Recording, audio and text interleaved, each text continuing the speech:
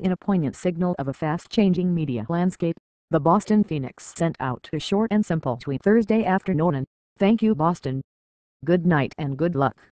With that terse dispatch, the groundbreaking Boston Alternative Weekly, which only 6 months ago reinvented itself from tabloid newspaper into glossy magazine, put a final punctuation mark on its announcement that its current issue, dated March 15, will be its last. Sister publications in Providence and Portland, Maine, will stay in business, but WFNX.com, the Phoenix Media/Communication Corp.'s online radio station, will not continue in its present form, its fate to be decided shortly. The company's custom publishing unit and Max web printing operation, based in Auburn, Mass., will remain open. The online edition of the Boston Phoenix, slated to appear March 22, will be its last. 2. New Yorker staff writer Susan Orlean, one of many prominent journalists whose career started at the Boston Phoenix, said from Los Angeles, "It's like finding out your college has gone bankrupt and is gone.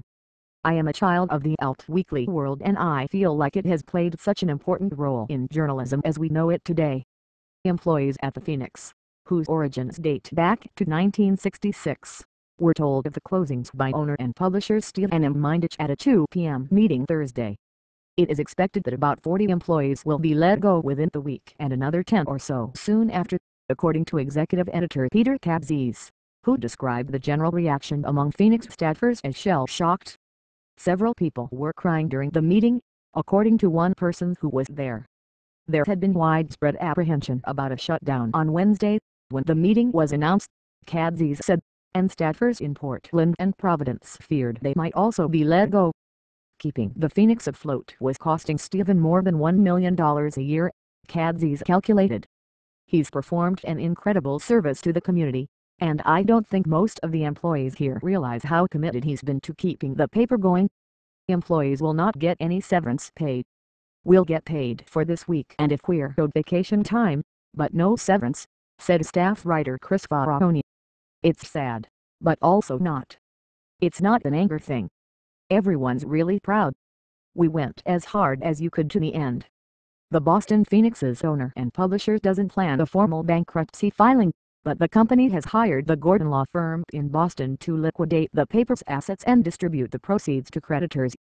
Attorney Stephen F. Gordon, who will oversee the process, estimated the business had $1.2 million in debts, but said it's likely the assets will fetch significantly less than that. The company's main asset is roughly $500,000 in promised services and goods the Phoenix received in exchange for advertising, but it's not clear how much a buyer would pay for the bartered goods. It also has some intellectual property and furniture. Gordon first plans to pay any taxes, employee wages, and fees related to the liquidation process and then distribute any remaining cash evenly to other creditors. In addition to employees, the company owes money to roughly 40 other creditors, including law firms, accountants, utilities, landlords and suppliers. According to Cabzes, the switch from tabloid to glossy last October won favor with readers and local advertisers. At the time, Phoenix editor Carly Carioli said, "It's not a surprise this has been portrayed as the sky is falling, but that's not what it feels like to us here." 6 months later, however, the end came.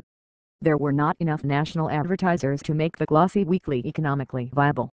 Providence and Portland have been better able to sustain themselves with local advertising, Cabzes noted.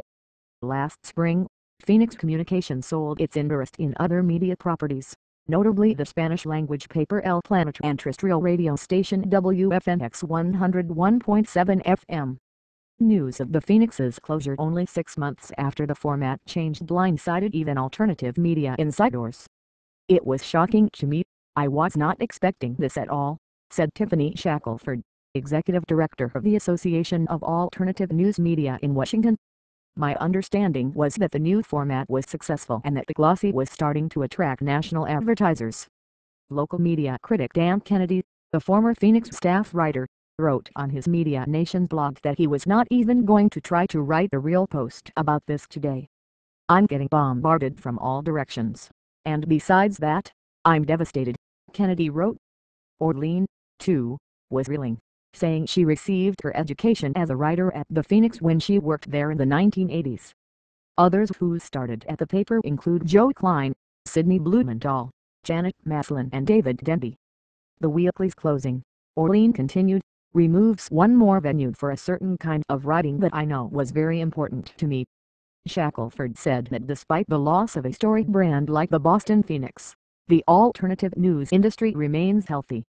Many of our papers are actually improving circulation, she said. This closure is not indicative of the larger health of the industry. I don't think any of our other publications are in danger of closing. In general, however, alternative newspapers in large markets, like Boston, are not flourishing at the level of their counterparts in smaller, less competitive cities, Shackelford added. It makes sense, she said, that the Portland Phoenix will remain open, as will the Providence Phoenix, which plans to add 4 full-time reporters. The question that worries Shackelford is whether another news outlet will speak truth to power in the way the Boston Phoenix, which started as Boston After Dark, did for 47 years. Mindich, in his statement to employees, said he was extremely proud, as all of you should be, of the highest standards of journalism we have set and maintained throughout the decades in all of our areas of coverage and the important role we have played in driving political and socially progressive and responsible agendas, in covering the worlds of arts and entertainment, food and fashion, always with a critical view, while at the same time promoting their enormous importance in maintaining the healthy society, and in advocating for the recognition and acceptance of a wide range of lifestyles that are so valuable for a vibrant society. He thanked all who worked for the Phoenix over the decades. Our staff has been our soul, he averred, and all the readers and advertisers who supported the publication. So, that's it, Mindich concluded. We have had an extraordinary run,